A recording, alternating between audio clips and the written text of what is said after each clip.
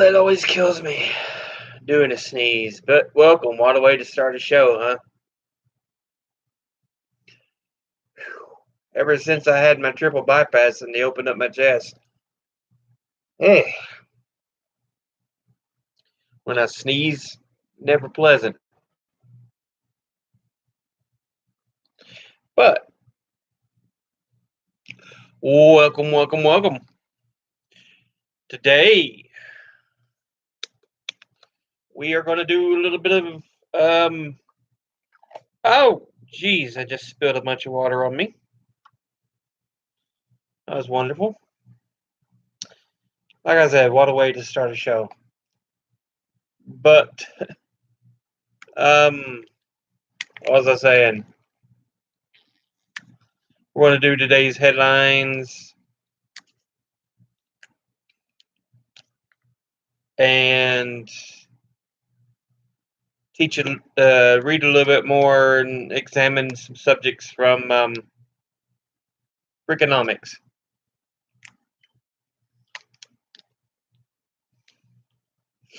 So, excuse me while I get my drink flavoring in here. I didn't stream yesterday, which I've kind of decided there's little point in streaming Tuesdays and Thursdays. So I will do my streams on Monday, Wednesday, Friday, since that's when I'm teaching on the subjects,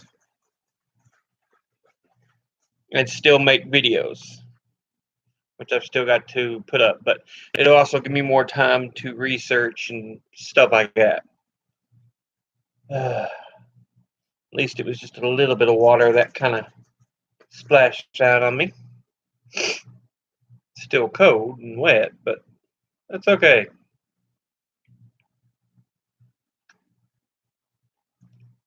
Better than being hot and sticky. Although sometimes it has its fun side, but neither here nor there. On with the headlines of the day.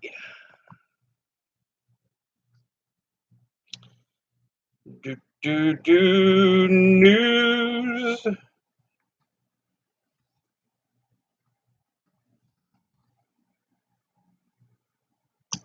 Let's see the news. Yeah. All right. Brett Kavanaugh, the accusations, the fallout. Yeah. There were more accusations against Kavanaugh. So that's going on there. Let me see here.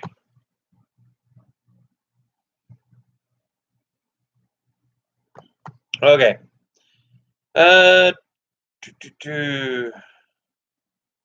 Trump says Democratic attacks on Kavanaugh disgrace to the country.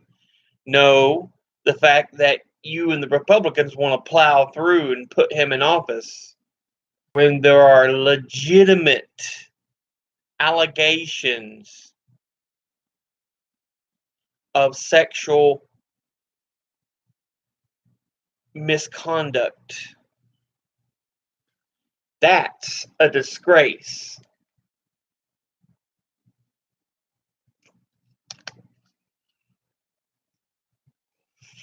Anyway, I swear the man has made the U.S. a laughingstock.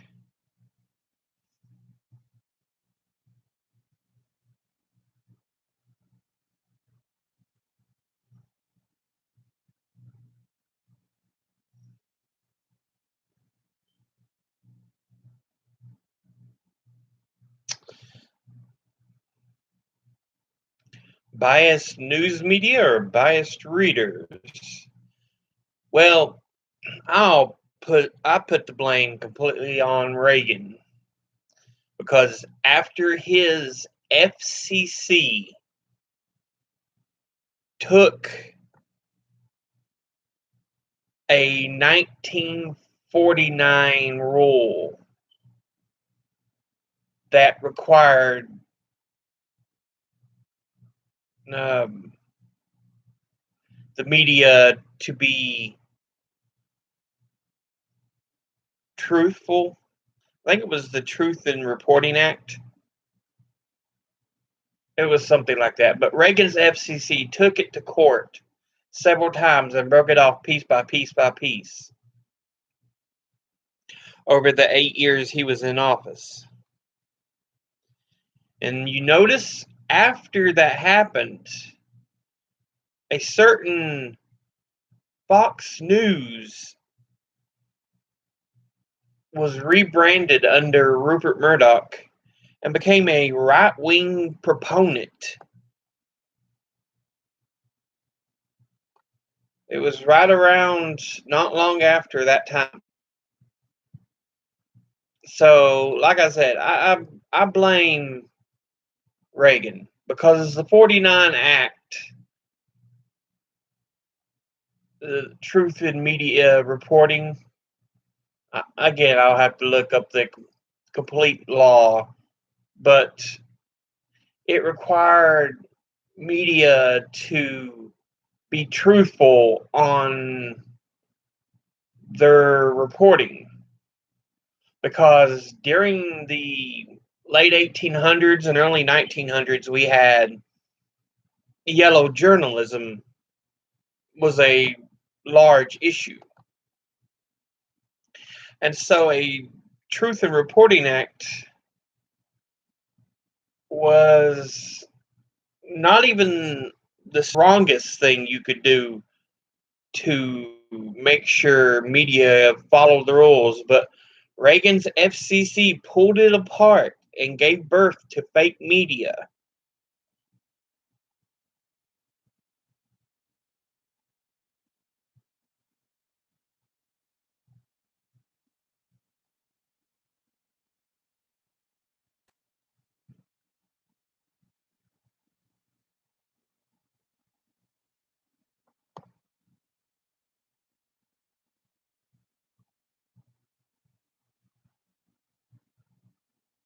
Uh, do, do, do.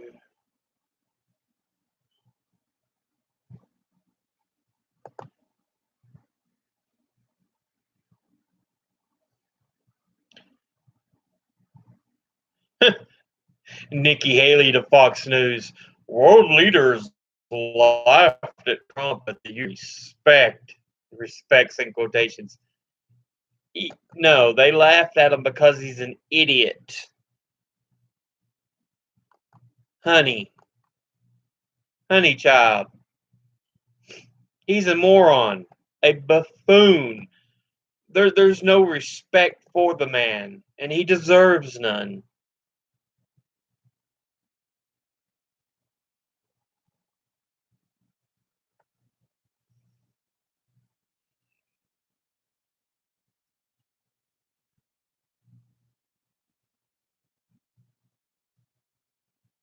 Let's see, what else we got going on?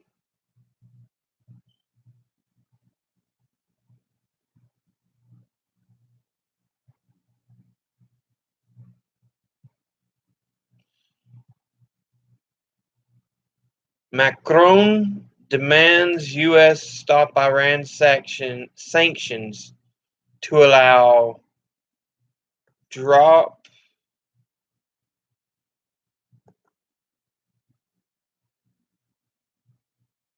Let's open up the article here. I mean, honestly, Trump is a moron. The worst of the worst. Drop in oil prices. No, let him continue his sanctions, because we're going to end up with a U.S. oil embargo like we had during the Carter administration. because Trump is a damn moron.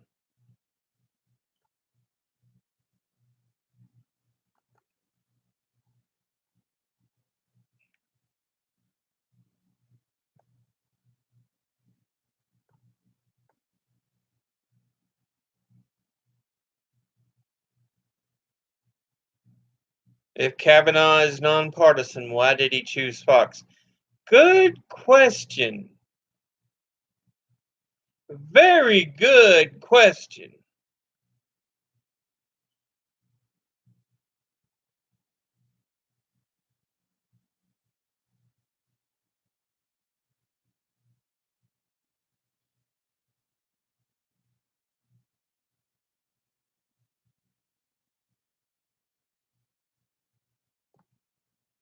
But that's today's headlines, it looks like. Let's go on and since I didn't do sports, let's look at the NFL scores. Ba-dum, ba-dum, ba-da. My Panthers did win, which I'm quite proud of. We did win our game. The Lions beat the Patriots. I'm telling you, there's something funky and off about the Patriots this year. I think we've seen this season where Brady's going to have his fall off.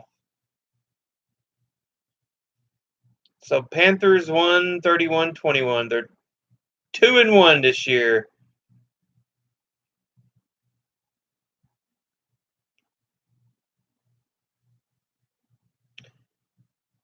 But yeah, I think we've seen the season when Tom Brady has his fall off.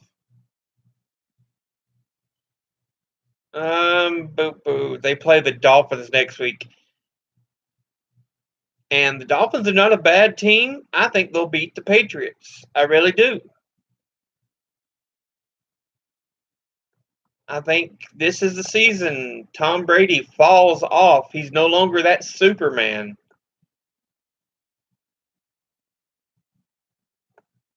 But that's NFL scores. Let's look at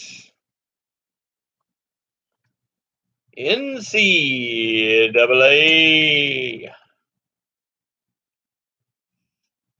Unfortunately, my team, the Hokies, Virginia Tech, lost to Old Dominion.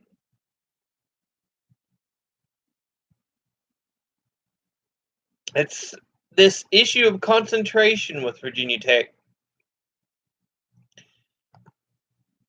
Some of the biggest teams in seasons they've went toe to toe with, almost destroyed UCLA when they were big. But then we'll lose to these nobodies like this. It's always been Virginia Tech's issue. I mean, there's almost no team we can't beat if we focus. If we don't focus, we lose to anybody. It seems to be the situation every year. So, yeah, what are you going to do, though? MLB standings. The 26th day of September. 158 games. So, yeah, look at that.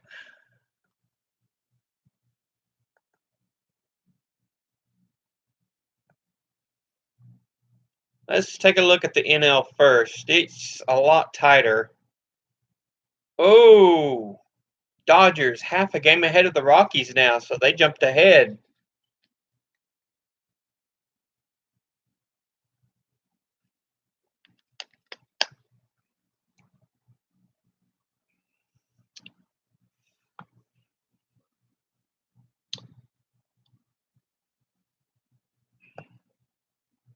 The Cubs are half a game ahead of the Brewers.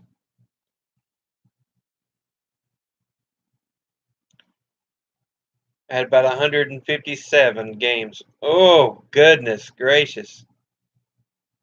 The Braves the only one with a real solid lead. They're 8.5 games over the Nationals.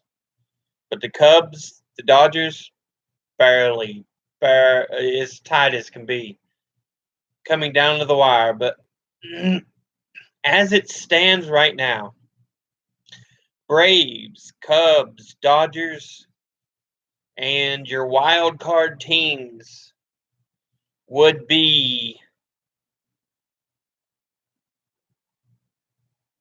the Rockies and the Brewers. Other teams fighting for a wild card spot: the Nationals, the Cardinals, the Pirates,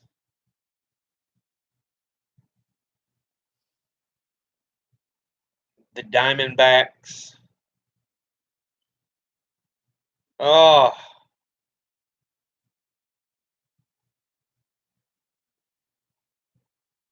but honestly, most of those teams really don't have a shot. The only one sitting outside that has kind of a shot is the Cardinals, but they're still 4 games behind the Brewers, who, yeah,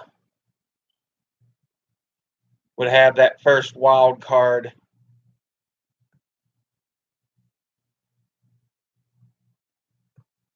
Two, three.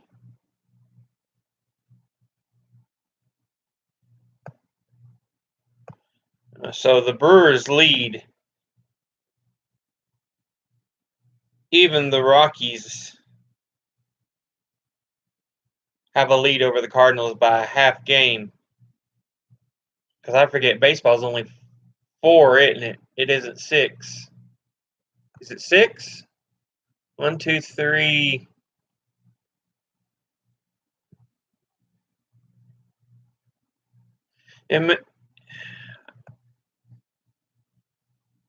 No, I think it's only 4.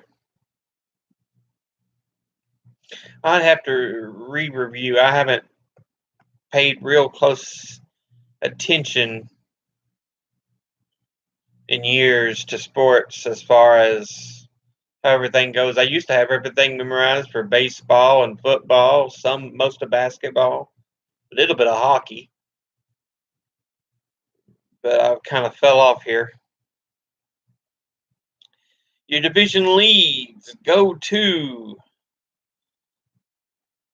the Astros. They lead the A's by 5 in the West. In the Central, the Indians. The Twins are second. They don't even have a winning record. And the Red Sox, who are 9.5 over the Yankees.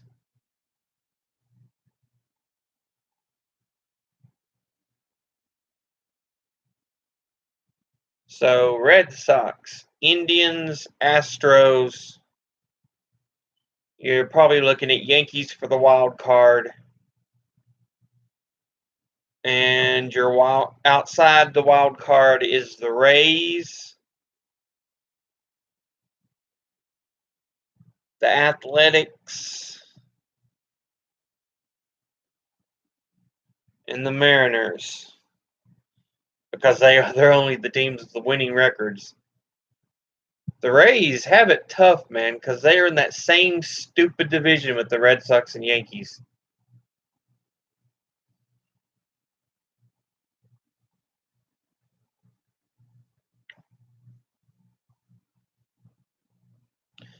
But as it sits right now, Red Sox, Indians, Astros, Yankees. In the AL, and in the NL we have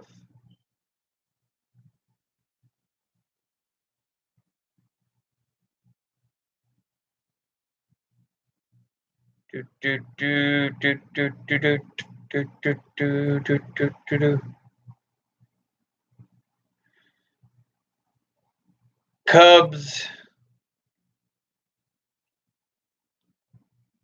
Cubs and Dodgers, Brewers, Braves. That's how it sits right now. Okay. Now,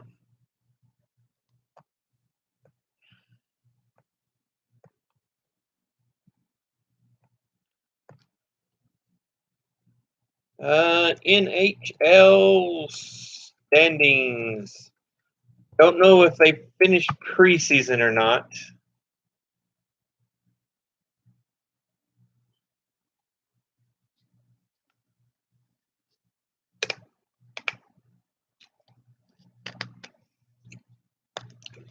Not yet. That's showing last year's regular season scores.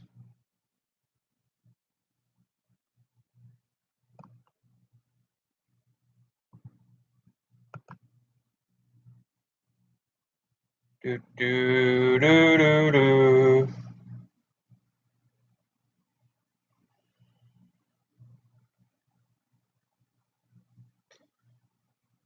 Come on, you're taking your time on away.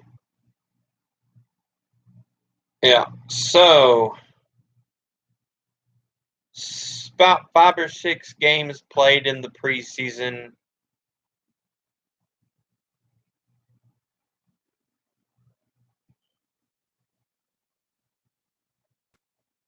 So it's still pretty early in the NHL preseason. And let's go ahead and check the NBA. See what's going on because they start. I'm wanting to say they start October or November.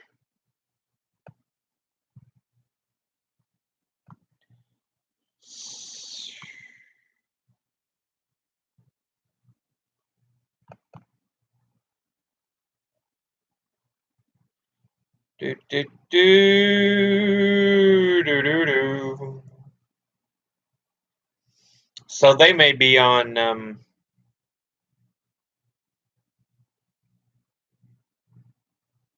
preseason. It's 2017-18.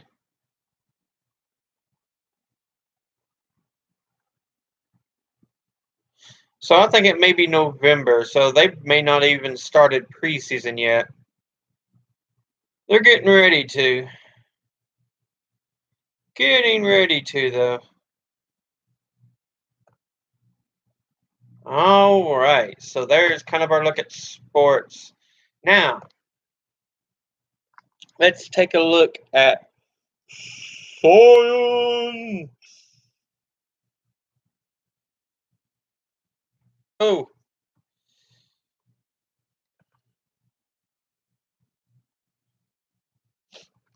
Neanderthals used their hands like tailors and painters.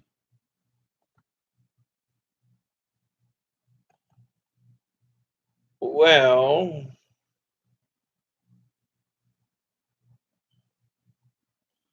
I mean, I would assume so. We assume they're brutes because they're stockier, but they were of the same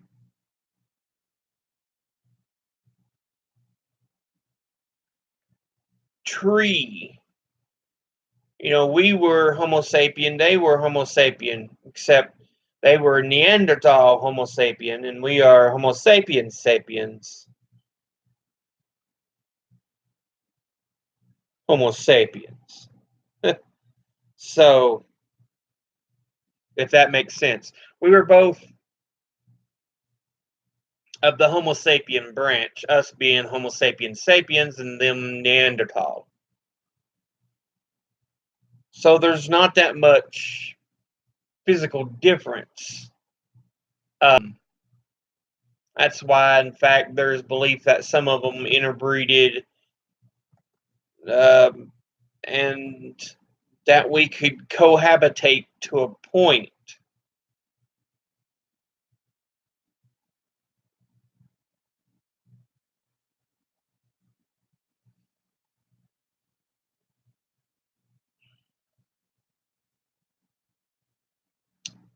Let's see. But yeah, yeah, this is a different one. Evidence for precision grasping in Neanderthal daily activities. Just because they were stockier doesn't mean they were more brutish.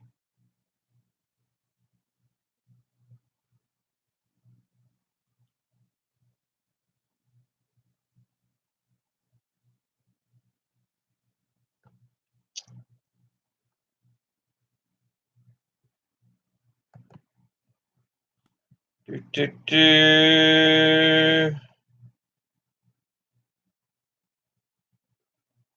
Another science building on the way at University of Georgia. Okay.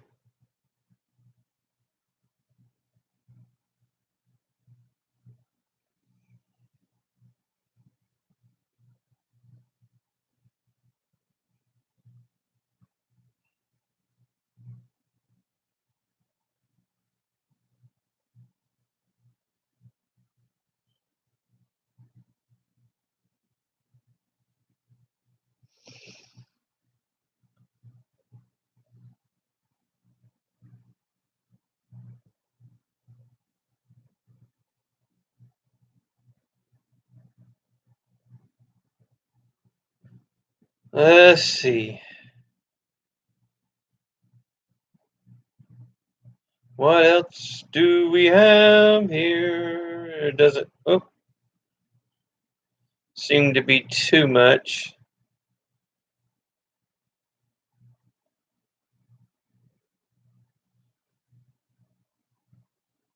New film series says let science speak and humanize the scientist. Well, good. Because honestly, we've hit an age, it feels like we're kind of going backwards in human discovery. We went forward with science and education, and then all of a sudden, we're moving forward, and then whoop,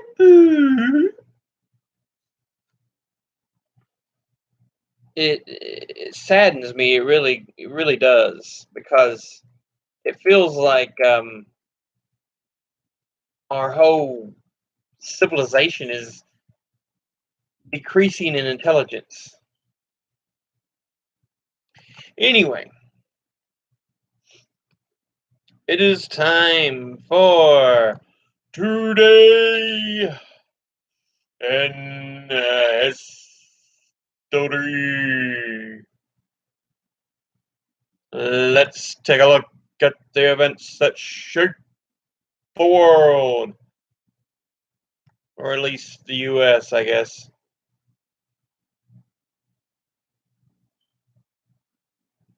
So today, September the 26th, was the first Kennedy-Nixon debate. And Kennedy became kind of the winner because Nixon seemed kind of clammy and afraid, and here was Kennedy, who was this good-looking young man on television. Today in 1580, Sir Francis Drake circumnavigates the globe.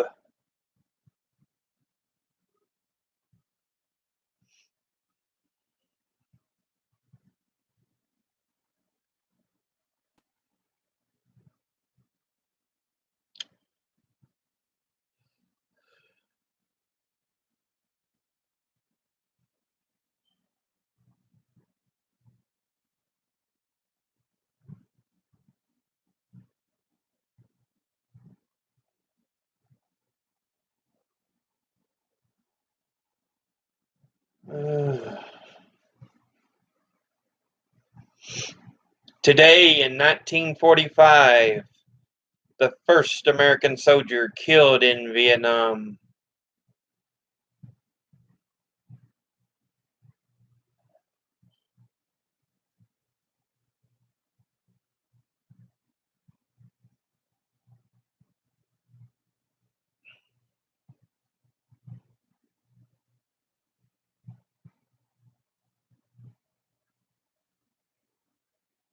Yeah. Today in 1960, Kennedy and Nixon square off in the first of televised presidential debates. And a lot of people thought Nixon would win. But like I said, Kennedy was this suave, charming young man, and on television it really pulled through over Nixon's kind of clammy appearance.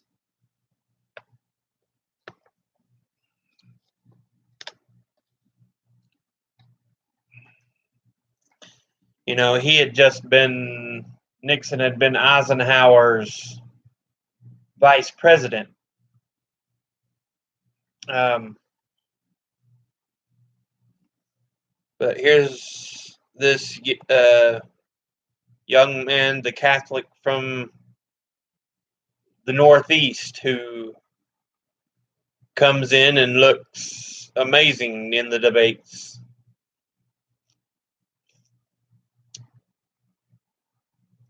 Today in 1820, famous frontiersman Daniel Boone dies in Missouri.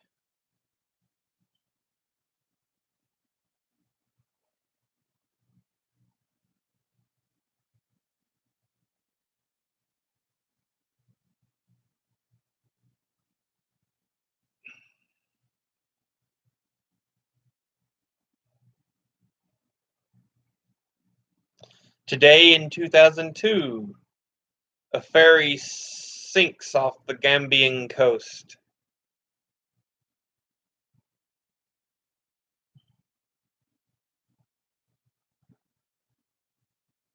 It was a ferry from Senegal, and it capsized off the coast of Gambia on this day in 2002. Only 64 of the more than 1,000 passengers were rescued, making it the one of the worst maritime disasters in history.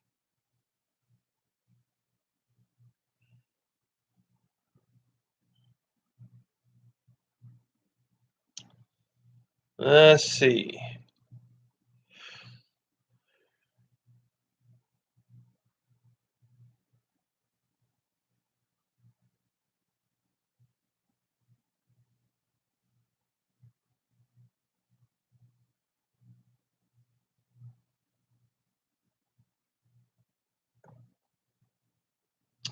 There we go. That was today in history. That gives us our look at the headlines, sports,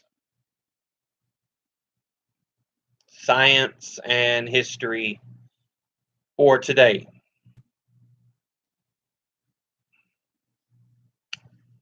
Pull my beard down a little bit. Now,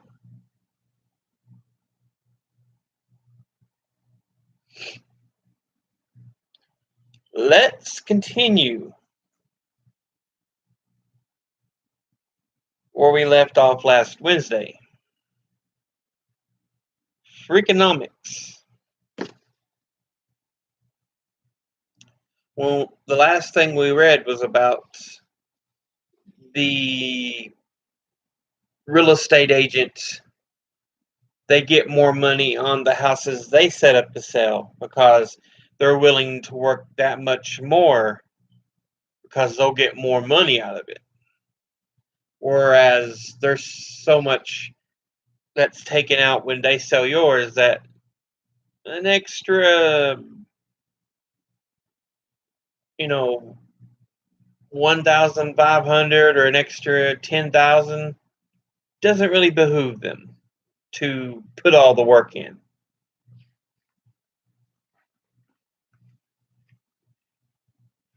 Now, let's continue. Of all the truisms about politics, one is held to be truer than the rest. Money buys elections, which today is a big issue, getting money out of politics. Arnold Schwarzenegger, Michael Bloomberg, John Corzine, these are but a few of decent dramatic examples of the truism at work.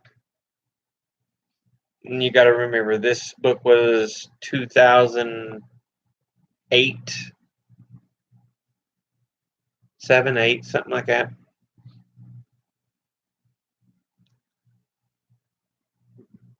But these are a few of the decent, recent dramatic examples of the truism at work. Disregard for a moment the contrary examples of Steve Forbes, Michael Huffington, and especially Thomas Golisano,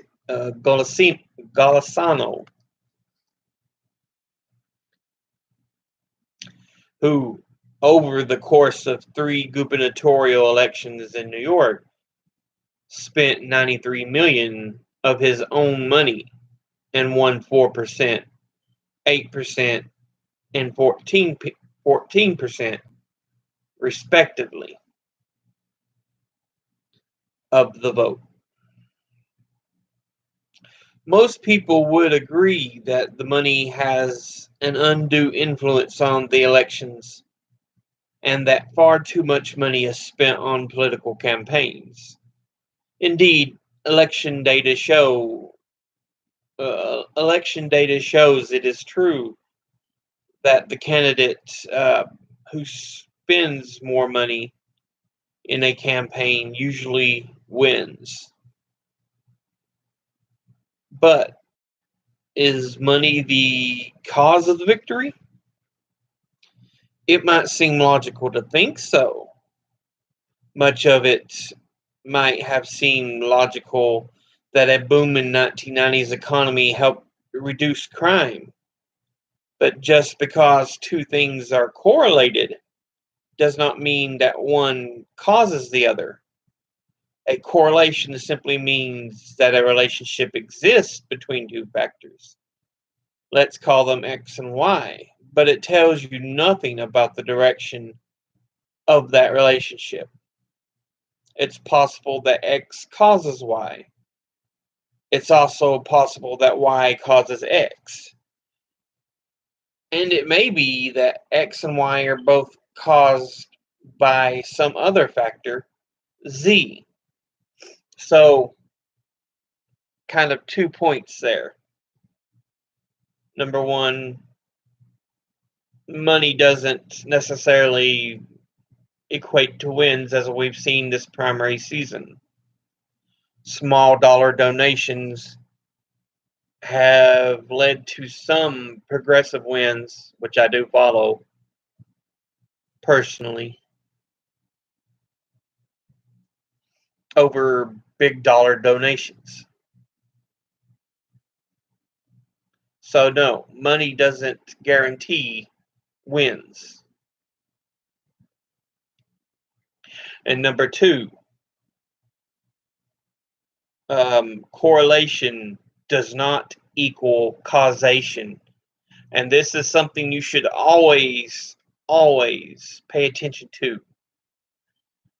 Correlation does not equal causation.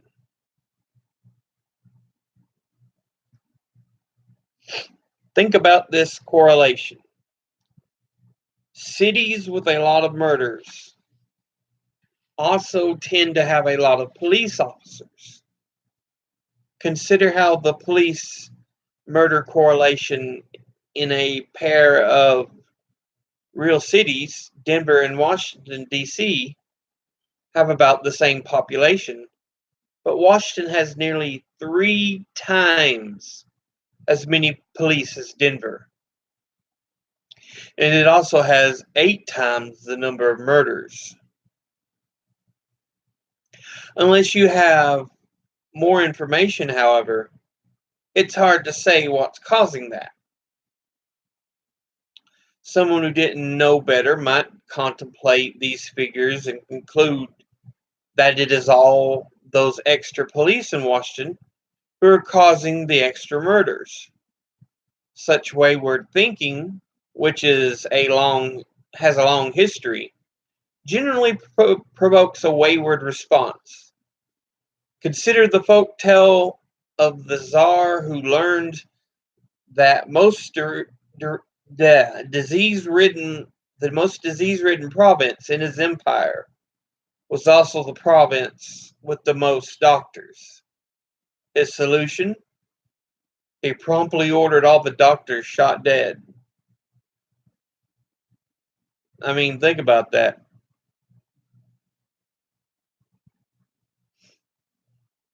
That's not necessarily what was causing all the disease. It's just you need more doctors in a province where disease is running more rampant.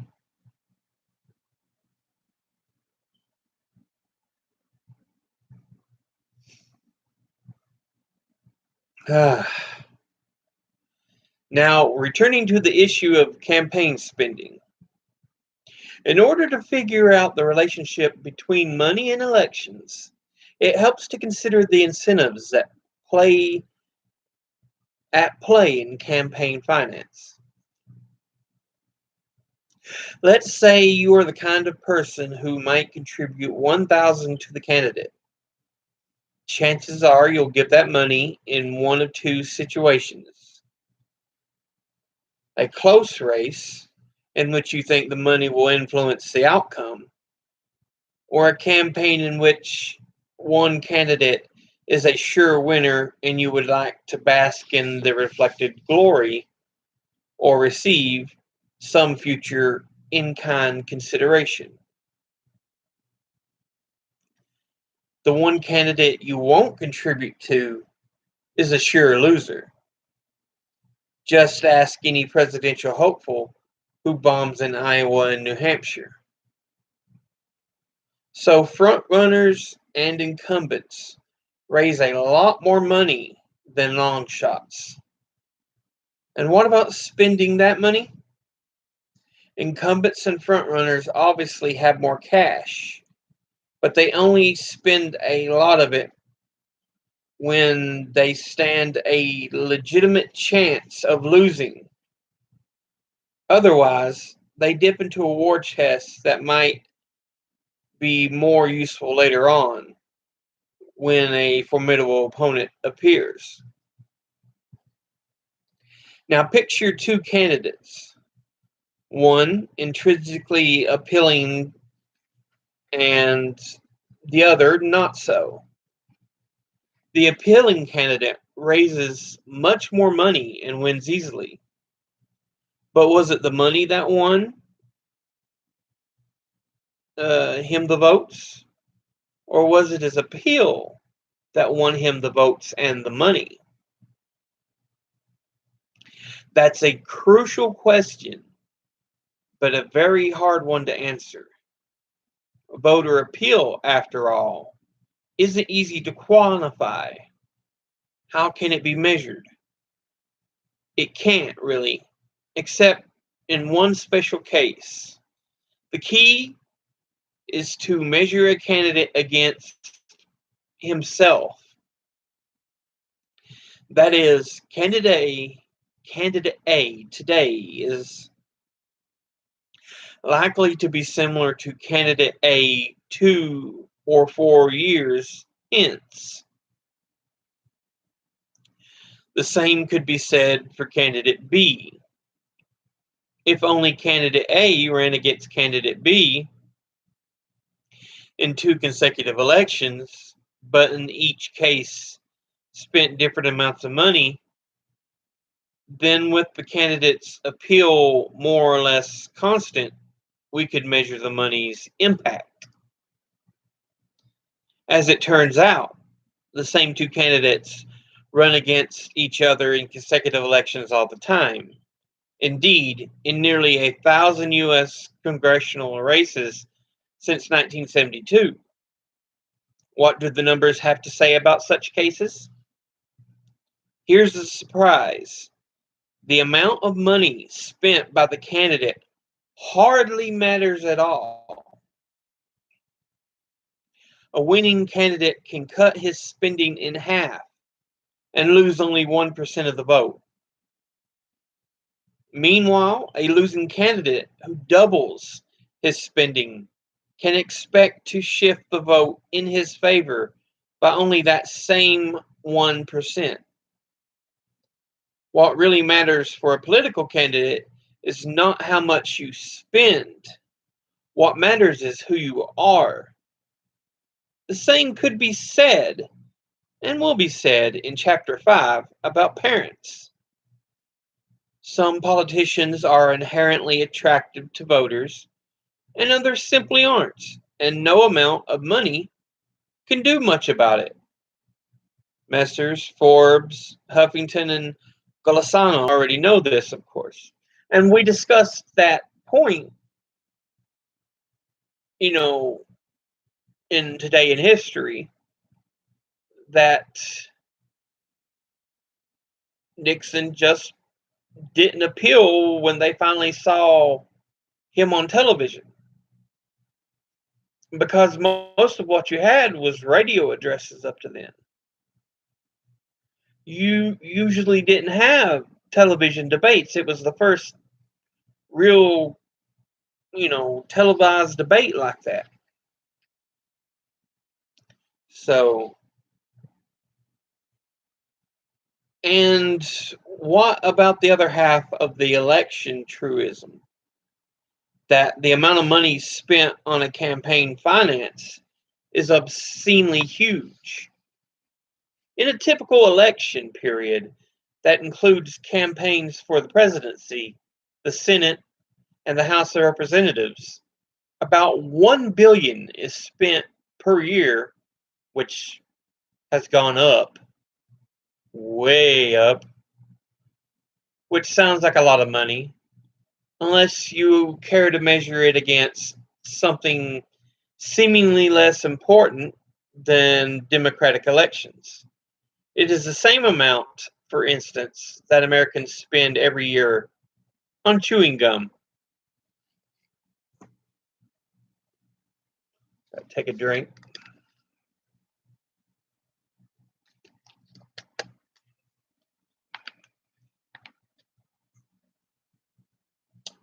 Whew.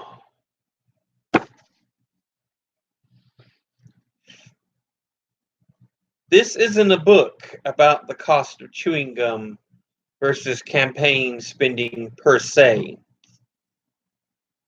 or about the disingenuous real estate agents, or the impact of legalized abortion on crime.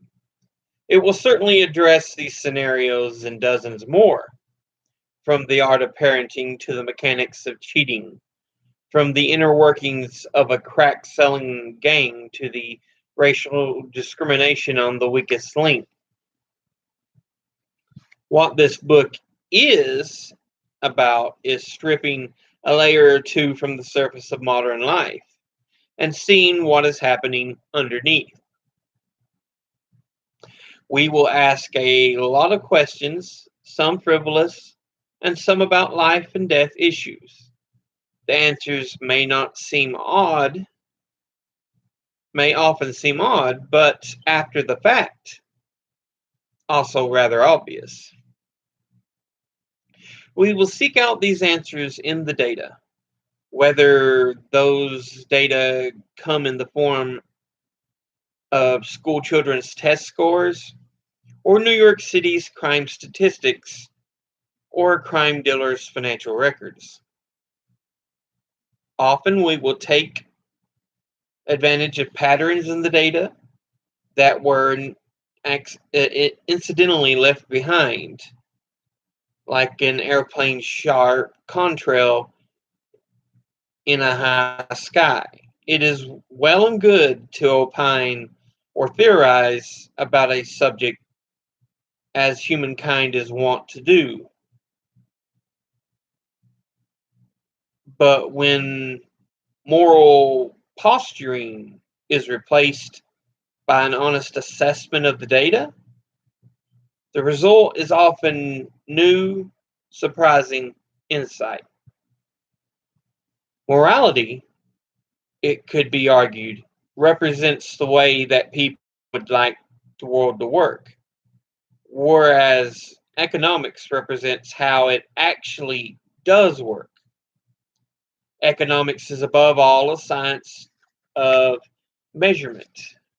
It compares an extraordinarily powerful and flexible set of tools that can reliably assess a thicket of information to determine the effect of any one factor or even the whole effect. That's what the economy is, after all. A thicket of information about jobs and real estate and banking and investment. But the tools of economics can be just as easily applied to subjects that are more, well, interesting. Got tongue tied a bit.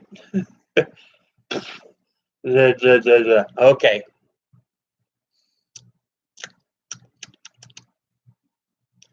This book, then, has been written from a very specific worldview, based on a few fundamental ideas.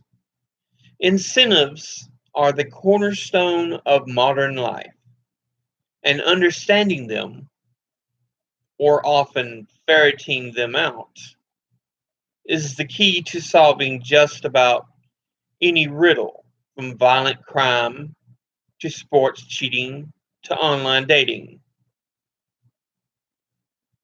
The conventional wisdom is often wrong. Crime did not keep soaring in the 1990s. Money alone doesn't win elections. And surprise, drinking 8 glasses of water a day has never actually been shown to do a thing for your health.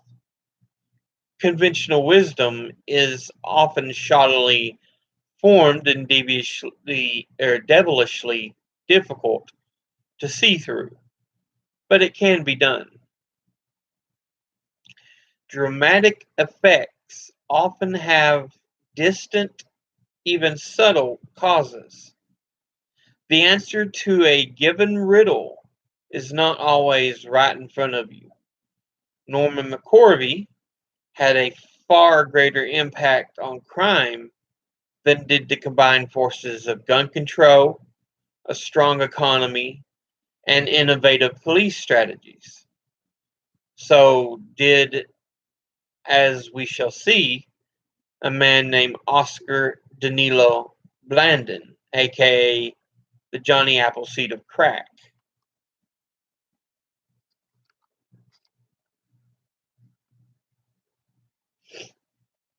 Experts, from criminologists to real estate agents, use their informational advantage to serve their own agenda. However, they can be at their own game. And in the face of the internet, their informational advantage is shrinking every day, as evidenced by, among other things, the falling price of coffins and life insurance premiums. And knowing what to measure and how to measure it makes a complicated world much less so. If you learn to look at the data in the right way, you can explain riddles that otherwise might have seemed impossible. Because there is nothing like the sheer power of numbers to scrub away layers of confusion and contradiction. So the aim of this book is to explore the hidden side of everything. This may occasionally be a frustrating exercise. It may sometimes feel as if we are peering at the world through a straw or even staring into a funhouse mirror. But the idea is to look at many different scenarios and examine them in a way that have rarely been examined. In some regards, this is a strange concept for a book.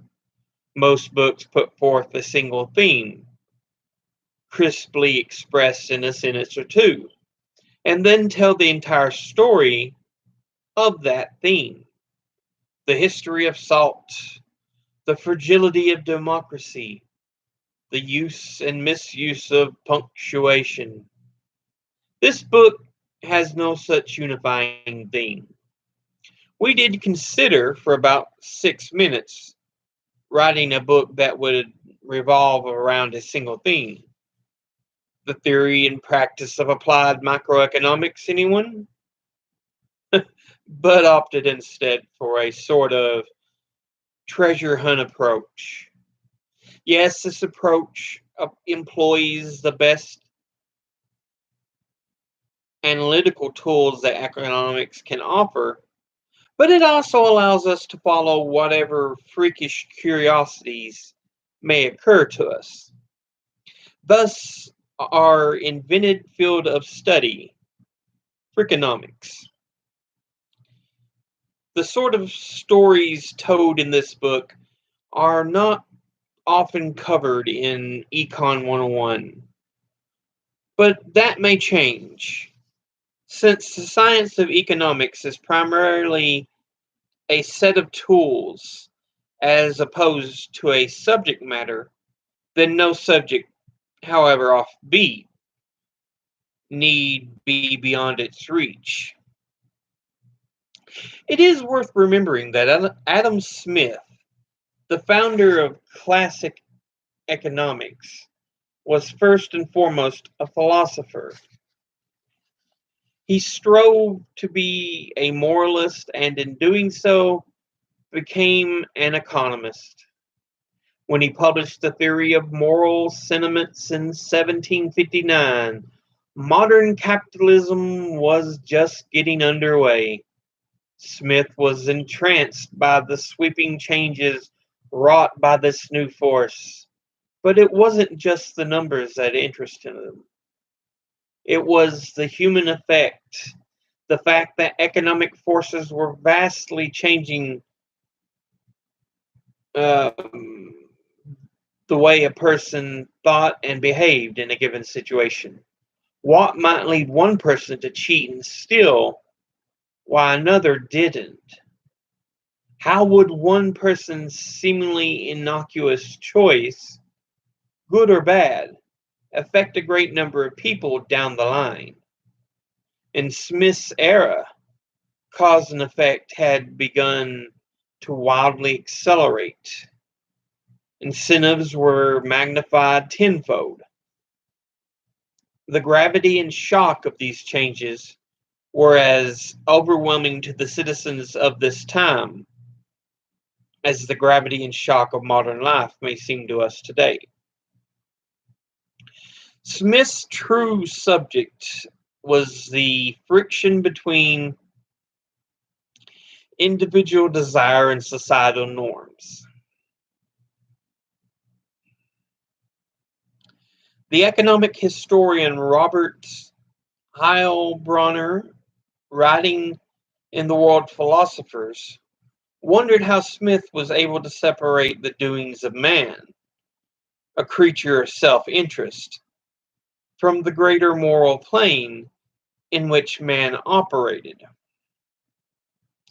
Smith held that the answer lay in our ability to put ourselves in the position of a third person, an impartial observer.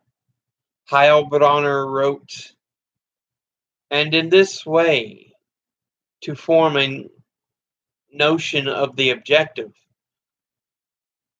merits of a case.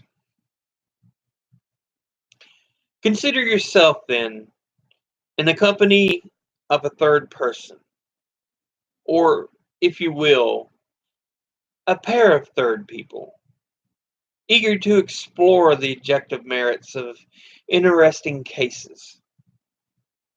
These explorations generally begin with the asking of a simple, unasked question, such as, what do school teachers and sumo wrestlers have in common.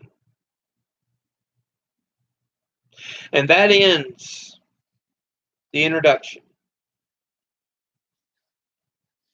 It'll lead us to chapter 1, but we'll do that next week.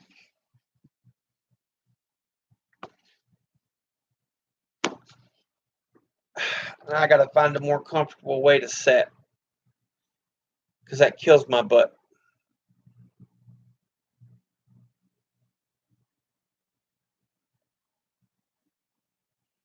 Anyway, I hope you're appreciating this. We'll try to have more produced videos up. Friday, we will do more of Western civilization, focusing this time on the Egyptians.